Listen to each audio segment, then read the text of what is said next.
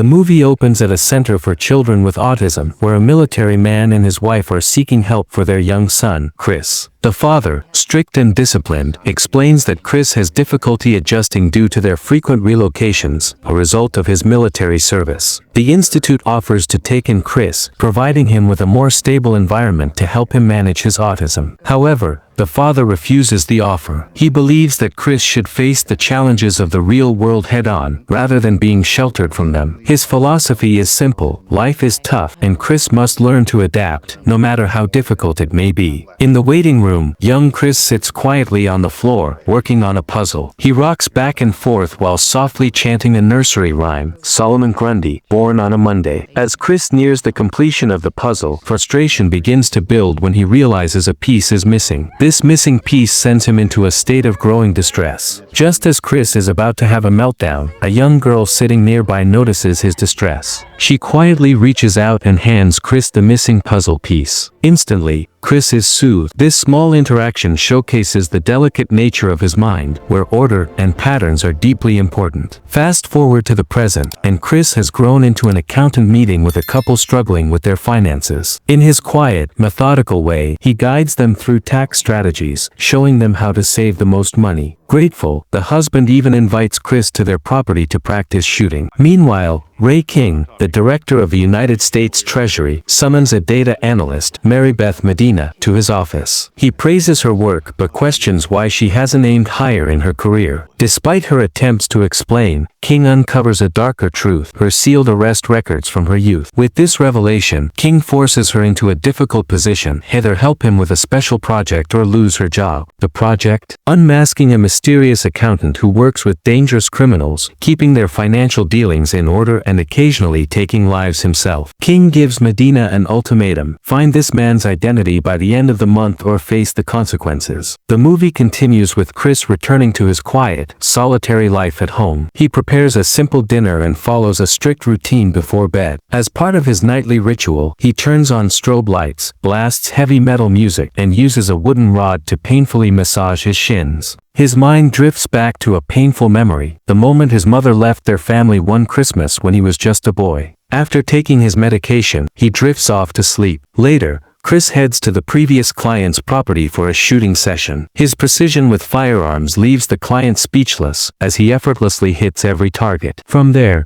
Chris drives to his storage unit, which is far more than just a place for extra belongings. Hidden inside is a fully equipped trailer filled with high-end collectibles, valuable artwork, and stacks of money in various currencies. The collection is as vast as his stash of weapons. After resting on his bed, another flashback hits, this time to his days in prison, where his cellmate taught him essential social skills and introduced him to the world of laundering money for criminals. Chris is abruptly awakened by a phone call. On the other end is a British woman, his unseen business associate, advising him to take on more typical clients to avoid raising suspicions. Though hesitant, he agrees. The next day, Chris meets with a new set of clients, the heads of a robotics prosthetics company. They explain that their in-house accountant, Dana, has uncovered missing funds, and they need his help to solve the mystery. Chris takes the job without hesitation, assuring them he'll start investigating the next morning. The next sequence introduces Medina as she sifts through various images, zeroing in on one that offers a glimpse of the accountant's face. With a quick crop, she forwards it to the face mapping department for analysis, hoping to finally put a name to this elusive figure. Meanwhile, Brax, known for dealing with shady businessmen, makes his entrance in Switzerland. He ambushes a man in a parking garage, slipping into his car before he can drive away. Holding a gun to the man's head, Brax forces him to promise that he'll stop cheating other companies out of their money. His job done. Back at the robotics company,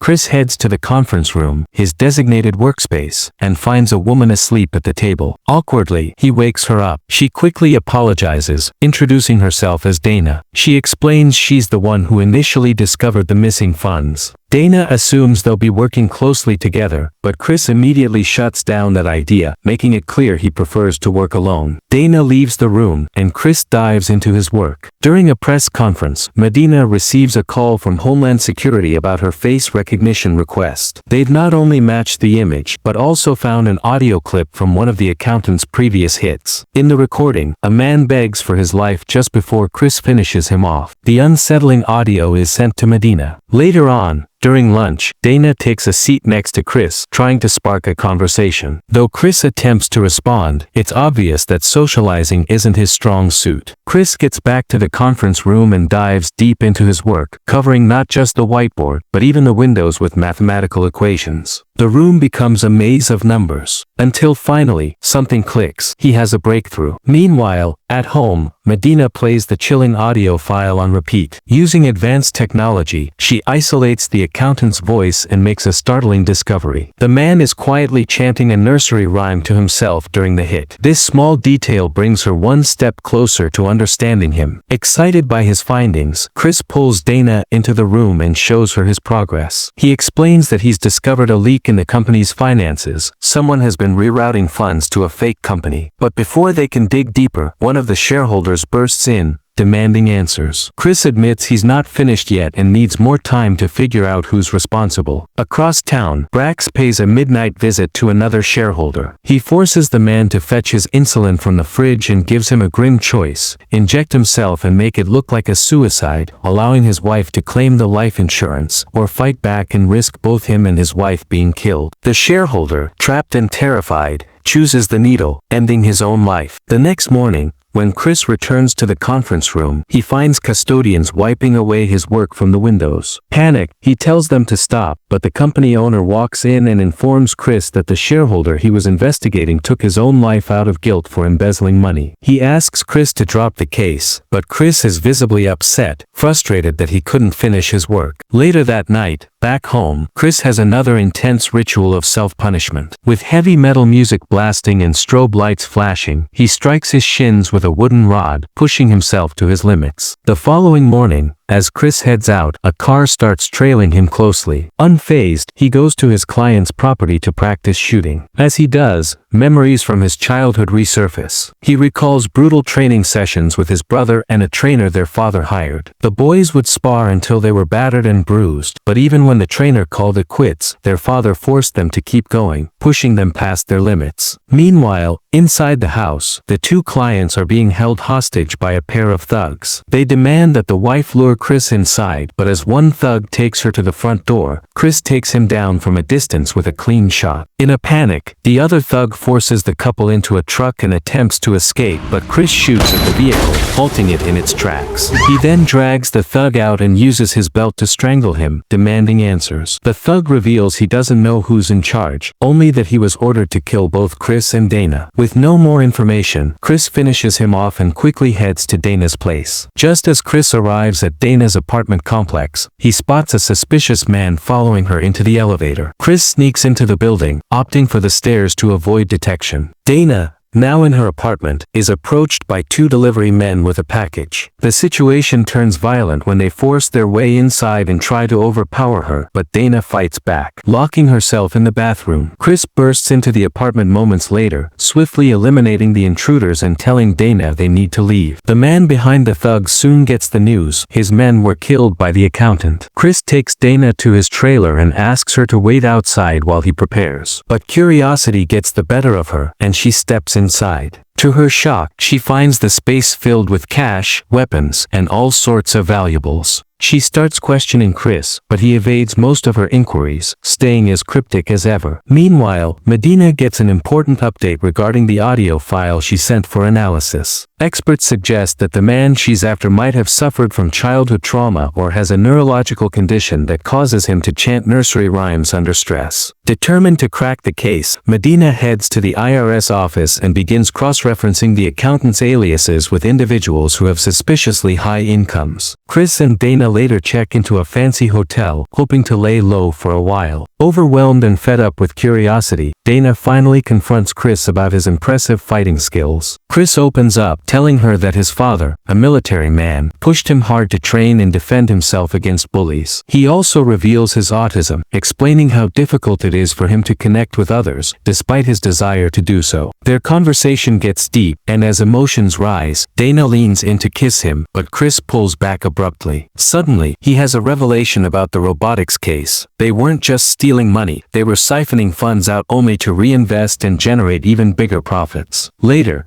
Chris is on Brax's tail, following him down a street when Brax catches on and starts shooting. Unfazed, Chris keeps after him, but the trail leads him to one of the shareholders' hotel rooms, only to find her shot dead. Meanwhile, Medina continues digging through IRS records with her colleague and finally uncovers the accountant's true identity, Chris Wolff. She learns that he works as an accountant at a small firm and uses several cash businesses he owns to funnel and hide his actual earnings. Surprisingly, most of the money Chris earns is donated to neuroscience organizations. Excited by the breakthrough, Medina immediately calls King with the update. When Chris returns to the hotel, he finds Dana fast asleep on the couch. Seeing her triggers another flashback to his childhood, this time of his father forcing him and his brother to beat up some school bullies. Realizing how dangerous things have become, Chris makes the tough decision to leave Dana behind to keep her safe. He quietly packs up his things and leaves the hotel. At the same time, King and Medina lead a team of investigators to search Chris's house. They are struck by his unusual living arrangements, noting his arsenal of unregistered weapons and an advanced security system. As they wrap up the investigation,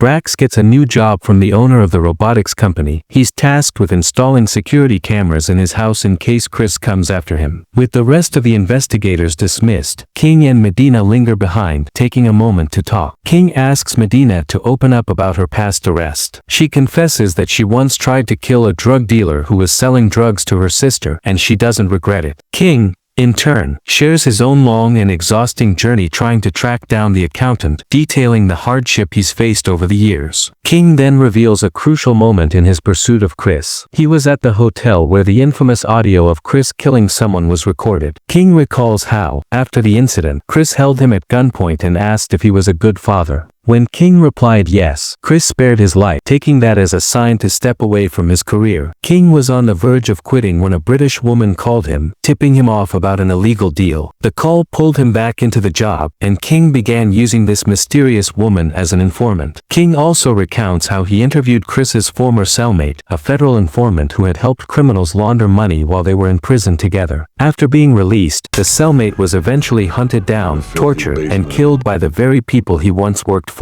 Hearing the news devastated Chris, leading him to snap and escape from prison in a fit of rage. Years later, Chris attended his mother's funeral with his father, but things took a dark turn when they were asked to leave. Chris had a meltdown, and in the chaos, a security officer fired a shot at him. In a heartbreaking moment, Chris's father stepped in the way of the bullet and was killed. Back in the present, Medina, puzzled by King's revelations, asks why he's sharing all this with her. King explains that he wants her to be the one to take over the phone calls from the British woman after he retires in 7 months. Soon enough, the landline at Chris's house rings, and Medina answers. The British woman is on the other end, giving her a crucial tip about the robotics company. Meanwhile, at the company owner's house, Brax is already on high alert when Chris makes his move onto the property. Brax sends out his men to deal with the threat, but Chris takes them out one by one, sparing only one to interrogate for details about the house's layout. Watching the battle unfold through the security cameras, Brax tries to guide his men. But Chris, though injured, manages to take down every single one and make his way inside. As Brax watches, he suddenly realizes that the man he's been trying to stop is none other than his brother. He identifies this by Chris singing the same old nursery rhyme during the entire fight. Shocked, he orders his remaining men to stand down. Brax confronts Chris, furious at him for disappearing for over a decade, and even more upset that Chris had gone to their mother's funeral. Blaming Chris for their father's death, Brax lashes out,